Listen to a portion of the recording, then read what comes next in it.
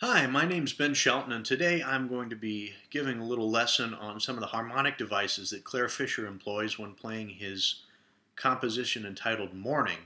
And this is in reference to a YouTube video of him playing this with a trio. Clare is on electric piano. And this kind of serves as a Rosetta Stone for his harmonic approach, because when he first comes at the tune, he plays it straight. Then he plays a solo, and then when he comes back to the tune again on the head, he embellishes it harmonically in some really interesting ways, and we can get out of a lot out of it by making a comparison between his embellished version and his straight version. So let me start out by just playing the tune straight so you can get an idea of how it goes. So it's something like this.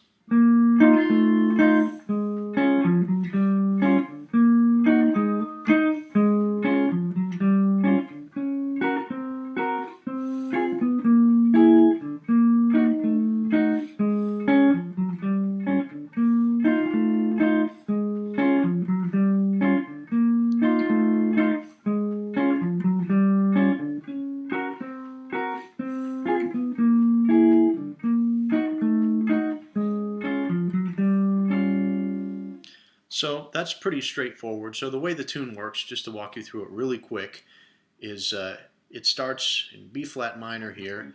So it does a minor 2-5, right, from C minor 7 flat 5 to F7 flat 9, come down to B flat minor 7 to E flat 9.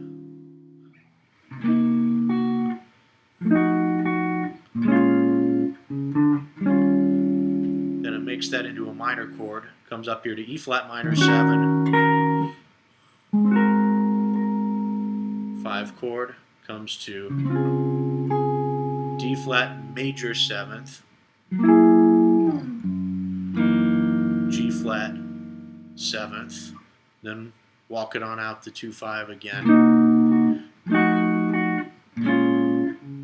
and finish on the E flat 9. So the interesting thing now is, what does Clare do on the second head after the solo section? He plays something like this.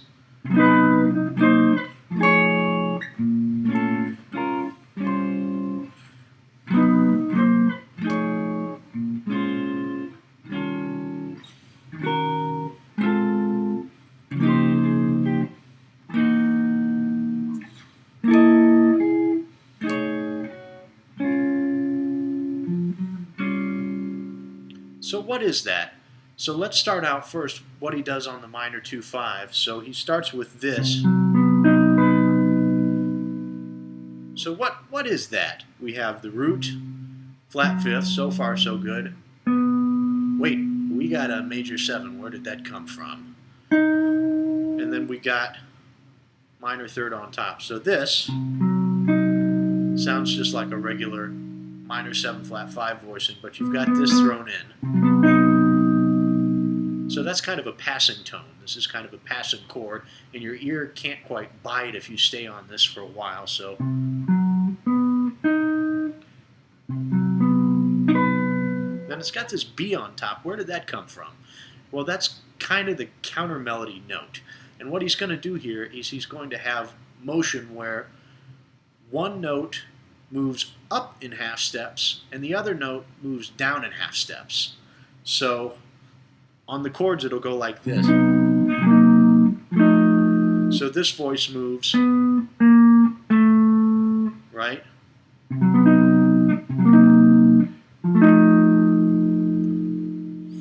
And then on the other voice it's going to move up by half steps, right? So you have this. So like that. So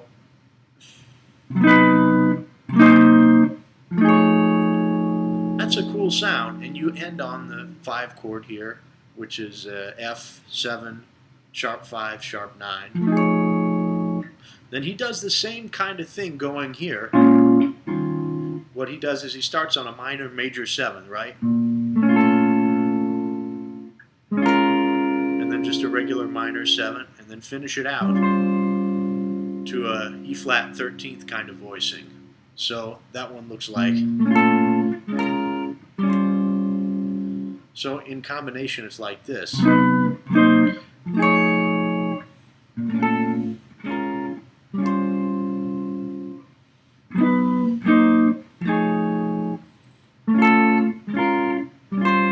then after that he walks it on out. So like this. So this is just B flat minor 9th. And I believe he plays E flat 9 flat 5 or sharp 11. This guy, which is just with that A on top. Then he comes here just to the regular E flat minor 7th voicing, and then this guy. What is that? Okay, so you look at this, and that's this triad, and that's part of the chord, right?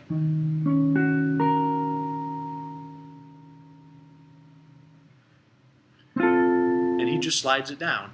So this is kind of like the chord from You're the Sunshine of My Life, right?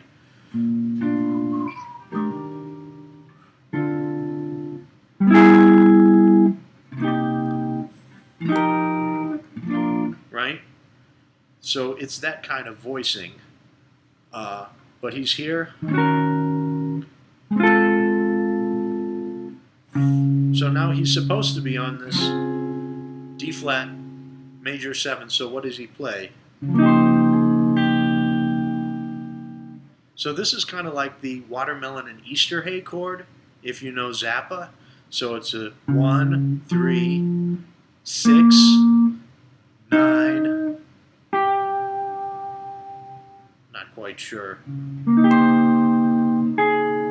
Or I guess that's the sharp 11 and a major 7th on top. And that's just bar across here, put the finger here. And what's this chord? Well, it's just an F13, right? You know this voicing.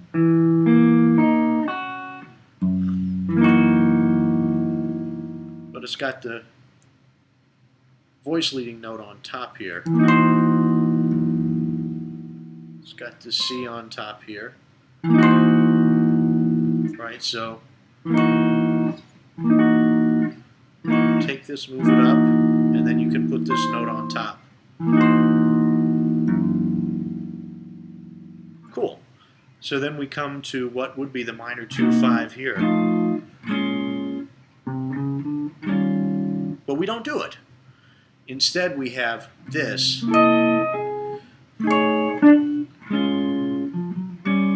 So what's that? More voice moving. Lots of motion here. Barry Harris would like this. So this is actually a C13 voicing here. Right? You have 1 flat 7th 3rd and the 13th on top, right? And then we're going to go and stick the sharp 9 on top, right? And we're going to move from the 13th down to the sharp 5, right?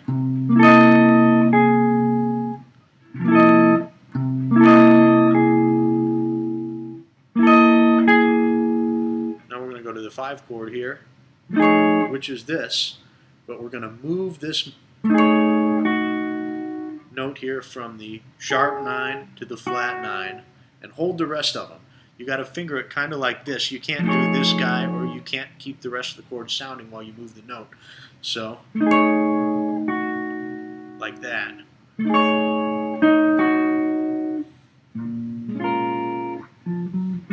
Then we can just come back home and take it on out to the E flat 9.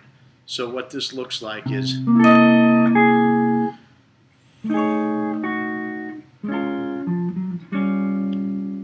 so the whole second half of it then looks like this.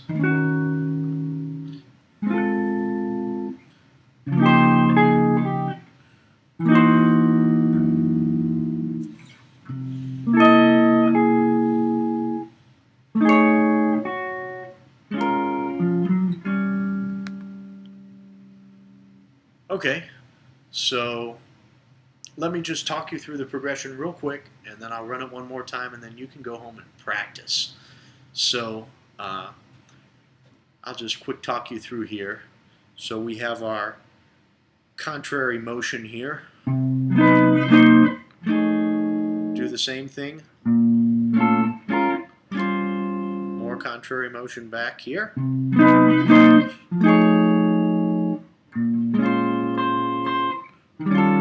Walk it out to the 9 sharp 11. Now we're going to come back here. Minor 7th. Stevie Wonder voicing, which is a 13 flat 9. Watermelon and Easter Hay voicing, which is kind of a polychord with the 2 major 7, or the 2 major triad over the 1 in the bass. And then here we're going to go walk it out to the G flat 13th with the voice leading note on top of it. Now C13 with the sharp 9 on top, move the 13th down to the sharp 5. Now F7 sharp 9, and we're going to move the sharp 9 down to the flat 9, and then we're just back home.